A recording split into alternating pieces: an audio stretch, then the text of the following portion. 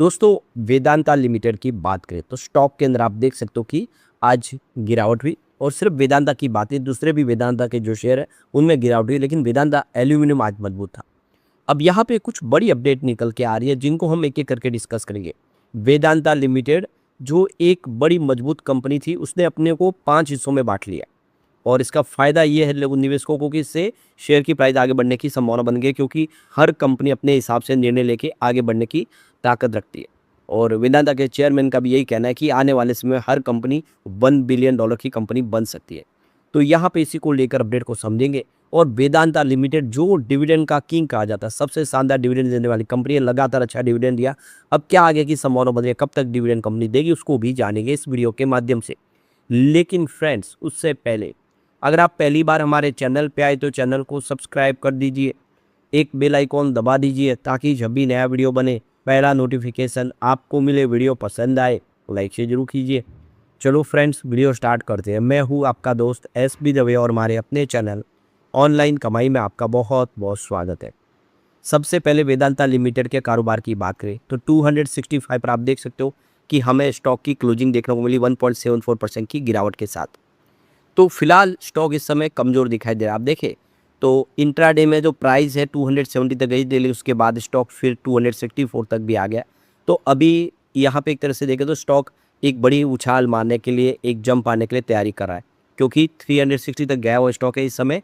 आप देखें ऊपर की प्राइस है लगभग 100 रुपीज़ नीचे, पर आने वाले समय ये यहाँ से बेहतर करेगा, ये बिल्कुल उम्मीद दिखाई दे रही है। तो आज देखें कि मेटल के शेयरों में गिरावट थी, इसमें वेदांता में आज गिरावट हुई। इसके अलावा दूसरे जो मेटल के स्टॉक है हिंदुस्तान कॉपर वगैरह, उनमें भी आज 2% के आसपास की गिरावट देखने को।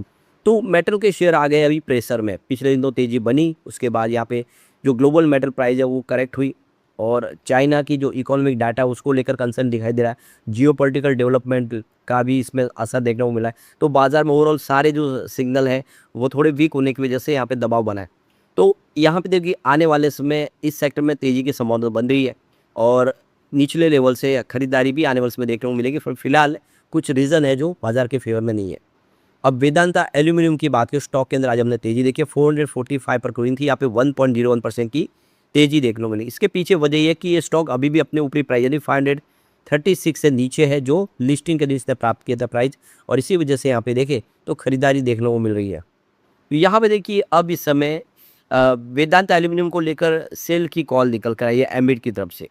तो ये देख सकते हो कि आज मिल्की मिस्ट IPO बाजार में लिस्ट हुआ, और बहुत ही शानदार प्रीमियम में लिस्टिंग तो हुई, उसके बाद अपर सर्किट भी लग गया।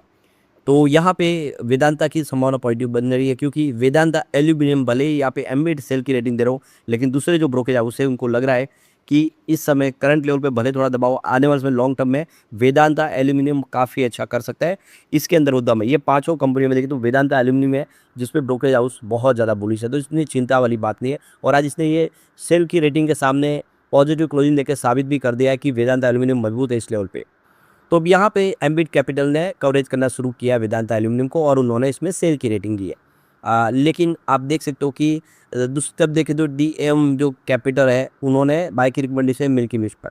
अब ये बात ये निकल के आ रही है कि एक ब्रोकरेज हाउस है जो सेल की रेटिंग दे रहे हैं, लेकिन सामने कम से कम 8 से 10 ब्रोकरेज हाउस है ग्लोबल मार्केट से और इंडिया के डोमेस्टिक मार्केट से, वो बाय की रिकमेंडेशन करें। तो पैमाना जो देखेंगे तो वही देखना होगा कि 8-10 क्या कह रहे हैं। तो एल्यूमिनियम सेक्टर में आने वाले समय संभावना बनेगी, और इसका पूरा बेनिफिट जो है वो वेदांता एल्यूमिनियम को मिलेगा। अब एक बार हम इसकी पेयर कंपनी से तुलना कर लेते हैं कि क्या ये महंगा है वाकई PE रेशियो के हिसाब से। तो हिंडाल्को का PE रेशियो देखो 11.24 का है, वेदांता एल्यूमिनियम का 11.01 का है, NATL एल्यूमिनियम का 10.51 का PE रेशियो है, और आर्फिन इंडिया का 86.50 का PE रेशियो है। MMP इंडस्ट्रीज़ का 21.48 का PE रेशियो है, जबकि मान एल्यूमिनियम का 52.69 का PE रेशियो है, और MSEP इक्विपमेंट का 18.17 का PE रेशियो है। अब आप क्लियरली देख सकते हो कि इस लिस्ट में आपको NATL एल्यूमिनियम सिर्फ आपसे इससे कम दिखाई देगा, बाकी सबके PE रेशियो के मुकाबले वेदांता एल्यूमिनियम का PE रेशियो लो है। इसका मतलब इस स्टॉक के अंदर दम है, और आने वाले समय ये बेहतर करेगा। तो ये बात एम्बिट की यहाँ पे गलत साबित होती है। अब Vedanta oil and gas limited की बात करें, 37.17 पर क्लोजिंग थी, यहाँ पे 1.30% की गिरावट देखने को मिली। तो यहाँ पे आप देखो कि इसका 47 का हाई है, स्टॉक 37 के आसपास है, यानी ऊपरी प्राइस से 10 रुपये नीचे ये भी है। इस बार ऑयल एंड गैस ने अच्छा प्रॉफिट बताया। इसके पीछे वजह यही है कि इस बार ऑयल की प्राइस जो है काफ़ी फेवरेबल रही, और जो जियोपॉलिटिकल टेंशन है उसका भी असर इसमें ज़रा पॉजिटिव रहा, जिसकी वजह से इसकी रिजल्ट अच्छा रहा, बेहतर। लेकिन अभी भी ये स्टॉक थोड़ा है दबाव में ज़रूर है। अब एक बार इसके पी रेशियो को भी कंपेयर करेंगे तो ओएनजीसी का पी रेशियो 6.89 का, जो काफ़ी कम है। ऑयल इंडिया का 9.35 का पी रेशियो है। अब वेदांता ऑयल एंड गैस का 67.60 का पी रेशियो है। और यहाँ पे एंटॉन प्लस का देखो कि 21.46 का पी रेशियो है। लेकिन प्रमा एनर्जी का 2391 का पी रेशियो है। और हिंद ऑयल एक्सप्लोजर का 82 का पी रेशियो है। और गुजरात नेचुरल रिसोर्सेज का भी 82 का पी रेशियो है। तो सरकारी दो कंपनियां हैं, इनका पी रेशियो तो काफ़ी कम है और अट्रैक्टिव भी है। लेकिन दूसरी कंपनियों से कंपेयर करेंगे तो आपको वेदांता ठीक लगेगा। उतना कम नहीं कह सकते, लेकिन इस लेवल पे थोड़ा ठीक जरूर लगेगा। अब यहाँ पे वेदांता पावर लिमिटेड की बात करें तो 36.22 पर हमें क्लोजिंग देखने को मिली 1.01% की गिरावट के साथ। तो फिलहाल आप देखिए 49 का हाई बना हुआ स्टॉक इस समय 36 के आसपास है। ये स्टॉक बहुत ज़्यादा करेक्ट हुआ है और अभी निचले लेवल के आसपास है। देख सकते हो कि इसका लो बना हुआ 33 का है। तो आप क्लियरली देख सकते हो कि थोड़ा पावर का शेयर जो है काफ़ी अच्छी दौड़ लगाने के बाद, लगातार अपर सर्किट में चलने के बाद अब यहाँ पे थोड़ा कमज़ोर साबित हो रहा है। पर फिर से यहाँ पे तेजी की संभावना बनती हुई दिखाई देगी आने वाले समय। अब Vedanta iron and steel limited की बात करें तो 37.25 पर क्लोजिंग हुई 1.90% की गिरावट के साथ, करीब 2% के आसपास गिरा वेदांता आयरन एंड स्टील। और इसके पीछे वजह की आज मेटल सेक्टर ऑलरेडी दबाव में था, मेटल शेयर गिरे तो वेदांता आयरन एंड स्टील में भी उसका असर देखने को मिला। तो रीज़न हमने आगे डिस्कस किए कि क्यों मेटल सेक्टर आज दबाव में आए। चाइना के इकोनॉमी डाटा का भी इंतजार हो रहा है। अभी देखो इसका जो हाई बना हुआ 44 का है, 19 का लो बना हुआ है।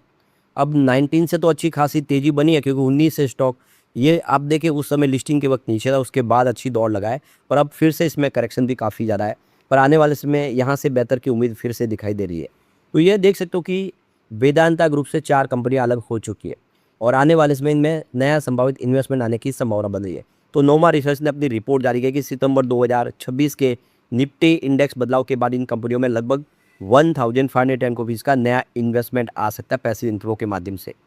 इसमें सबसे बड़ा जो हिस्सा आएगा वो वेदांता एल्यूमिनियम मेटल को मिलेगा क्योंकि इसे निफ्टी 100 में शामिल किया गया है। तो आप देख सकते हो ये भी इसको बेनिफिट मिलेगा वेदांता एल्यूमिनियम को। चारों कंपनियों में से जो लिस्ट हुई है बेनिफिट होगा वेदांता एल्यूमिनियम क्योंकि ये निफ्टी 100 का हिस्सा बन गई है, एक बड़ी लार्ज कैप कंपनी बनी है। तो ये 1510 में करोड़ का जो निवेश आएगा उसमें एक बड़ा हिस्सा इसका होगा। बाकी 3 कंपनियों में जिसमें Vedanta oil and gas, power और आयरन में कुछ निवेश आ सकता है।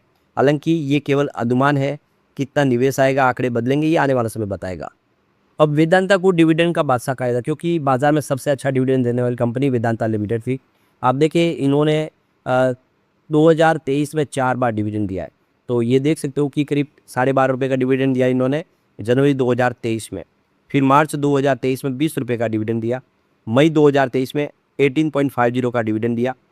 तो ये देख सकते हो कि दिसंबर में फिर से इन्होंने 11 रुपीज़ का डिविडेंड दिया। अब ये पूरे डिविडेंड को जोड़े तो 50 रुपीज़ से ऊपर का डिविडेंड बन रहा है। अब बात करेंगे हम 2024 की, तो यहाँ पे मई 2024 में 11 रुपीज़ का डिविडेंड दिया, जुलाई 2024 में 4 रुपीज़ का डिविडेंड दिया, सितंबर 2024 में 20 रुपीज़ का डिविडेंड दिया और दिसंबर 24 में 8.5 रुपये का डिविडेंड दिया। इन सबको भी जोड़े तो करीब ये जो डिविडेंड बन रहा है ये 44 रुपीज़ के आसपास का डिविडेंड बन रहा है। तो काफ़ी अच्छा डिविडेंड दिया है। 2023 के मुकाबले कम जरूर है लेकिन 24 में भी अच्छा दिया है। अब अगर बात करें 25 की तो 2025 में 2 बार डिविडेंड दिया कंपनी ने, तो जिसमें जून में 7 रुपये का डिविडेंड दिया और अगस्त 2025 में 16 रुपीज़ का डिविडेंड दिया। इसका मतलब यहाँ पे जो डिविडेंड निकल के आ रहा है वो 23 रुपीज़ के आसपास का है, जो पिछले 24 और 23 के मुकाबले कम जरूर है। इस बार मार्च 2026 में एक बार कंपनी ने 11 रुपीज़ का डिविडेंड दे दिया है। पर अब ये उम्मीद बन रही है कि फिर आने वाले समय में कंपनी डिविडेंड बांटेगी ज़रूर और इसका ट्रैक रिकॉर्ड अच्छा है तो हम उम्मीद करेंगे अच्छा डिविडेंड मिलेगा। लेकिन फ्रेंड्स, कोई भी इन्वेस्टमेंट करने से पहले अपने फाइनेंशियल एडवाइजर से एडवाइस ले ले या अपना खुद का रिसर्च करें क्योंकि मैंने वीडियो आपके एजुकेशनल पर्पज़ के लिए ही बनाया। वीडियो पसंद आए तो लाइक शेड्यूल कीजिए और चैनल को सब्सक्राइब कर दीजिए। Thank you friends.